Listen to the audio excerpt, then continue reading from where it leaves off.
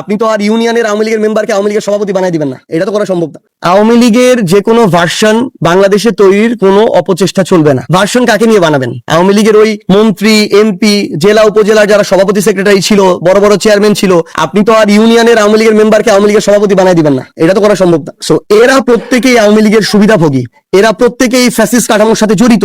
আপনার নওগাঁ জেলার আওয়ামী লীগের সভাপতি সেক্রেটারি, এমপিরা কি করছে এটা আপনারা সবাই খুব ভালো করে জানেন। সো তাদের মধ্যে মানে ডিফাইন করা, মন্দের ভালো খোঁজা, যারা এক একজন হাসিনাকে ফ্যাসিস্ট হাসিনা বানাইলো, এই সুযোগ বাংলাদেশে হবে না। আপনি যদি বাংলাদেশের ভালো মানুষরা আবার একত্রিত হয়ে একটা রাজনৈতিক আরেকটা দল গঠন করতে চায়, করুক, সমস্যা নাই। কিন্তু আওয়ামী লীগ, রিফাইন্ড আওয়ামী লীগের যে কোনো ভার্সন বাংলাদেশে আর এই অভ্যুত্থান পরবর্তী বাংলাদেশে কোনোভাবেই প্রাসঙ্গিক না, এটা আমরা আমাদের জায়গা থেকে কখনো মেনে নিব না। আরেকটা জিনিস শুধু বলি, যেহেতু এই কথাটা আসলো, নতুন একটা রাজনৈতিক দলের নাম শুনতেছি রেজিস্ট্রেশন পেতে যাচ্ছে, নাম নাকি জাতীয় লীগ। যখন আপনারা সেখানে তাদের কেন্দ্রীয় অফিস পর্যবেক্ষণ করতে গিয়েছেন মিডিয়ার পক্ষ থেকে, তারা টয়লেটের পাশে 1 ফিট বাই 1.5 ফিটের একটা পিভিসি ব্যানার লাগাইতে গেছে। আমরা ভাই রাত দিন পরিশ্রম করে আমার নেতা কর্মীরা প্রত্যেকটা জেলা উপজেলা ইউনিটে অফিস নিতে হয়েছে আমাদেরকে।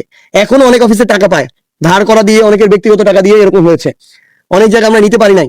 200 করে প্রত্যেক ইউনিটের সদস্য ফর্ম সংগ্রহ করতে হয়েছে, বাড়ি বাড়ি গিয়ে মানুষকে কনভিন্স করতে হয়েছে, তারা কনভিন্স হয়েছে, সদস্য ফর্ম পূরণ করেছে, এনআইডি কার্ডের ফটোকপি দিয়েছে। প্রায় 22টা জেলা, 1/3 জেলা উপজেলায় বাংলাদেশের আমাদের অফিস আছে, আমাদের কমিটি আছে।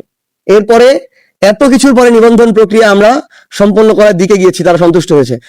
আর যার টয়লেটের পাশে একটা 1 ফিট বাই 1.5 ফিটের পিভিসি দিয়ে কেন্দ্রীয় অফিস হয়ে যায়, যার কোনো সভাপতি সেক্রেটারি থাকে না, যার কোনো বাংলাদেশের কার্যক্রম থাকে না, জেলা উপজেলা কমিটি থাকে না, কিছু থাকে না, সে কিভাবে কোন সো কল ক্রাইটেরিয়া মনোনয়ন বা নিবন্ধন পাওয়ার উপযুক্ত হয়ে যায়?